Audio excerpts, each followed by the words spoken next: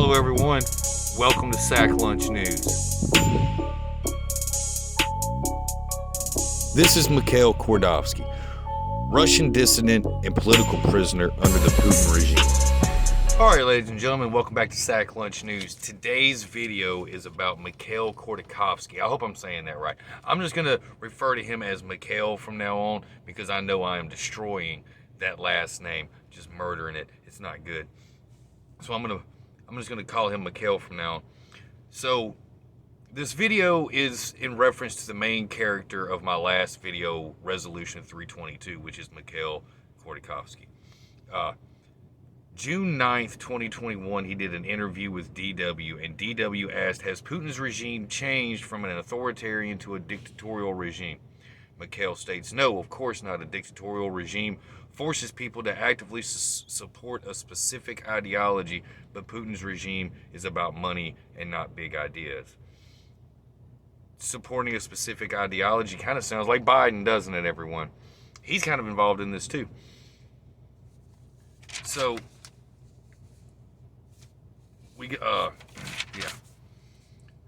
these statements right here are from a prior interview to that one with the EU Observer on May 11th, 2021. Russia has recruited allies. Mikhail basically states Russia has recruited allies in German Chancellor Angela Merkel's inner circle and in Austrian intelligence services.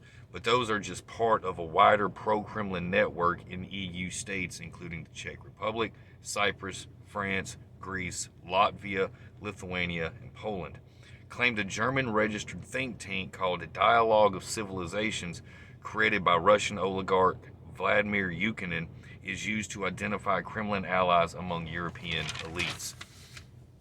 Now we go back to the prior interview with DW on June 9th, 2021, for this by Mikhail. Question from DW, will Putin hand over power to himself in 2024, or will there be a real change of power? Mikhail states, I'm convinced he's currently preparing for a handover, but both I and Putin's regime believe at the very last moment he'll say, who but I can run the country? And it may very well go from Putin back to Putin in 2024, but he will face a serious issue, his age and dual loyalty. Why, you ask? The average age within the state apparatus is 40 to 45 years old, and those numbers are stable. So at age 60, it's easy to guarantee they will end their career with you, so they follow orders. But at 70, you can't guarantee that, so they search for alternatives. As President Biden considers sanctions on the personal wealth of Putin, how did Putin attain this vast fortune? Well, let's see. Russian billionaires dating to 2002, and also mainly in 2002, there was Mikhail. His company Yukos Oil accounted for 17% of Russia's oil production, and he had influence in the Kremlin. One former employee was once Minister of Fuel and Energy, another was Putin's then Deputy Chief of Staff. His fortune doubled by 2003 to roughly $7.4 billion, but he was jailed for tax evasion, which he denied. Could that be where some of it came from, Putin's personal vast wealth? Bill Broder, an American financier, believes so, because of a deal Putin cut with Russia oligarchs. You give me half and you keep half, and I'll keep you out of prison. Or I'll throw you in jail or prison and just take it all from you. Allegedly.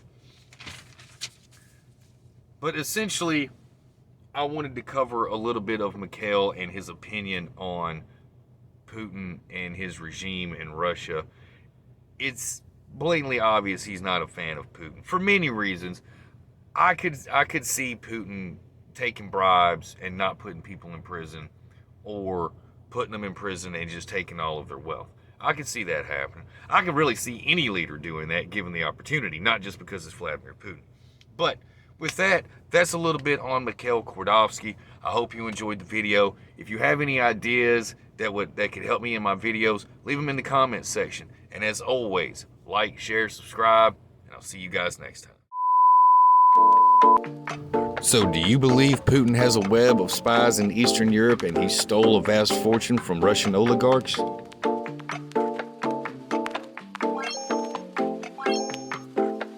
피냐 콜라다 알코올 세 배 너의 피부색처럼 줄 배 내 핸드폰에 비친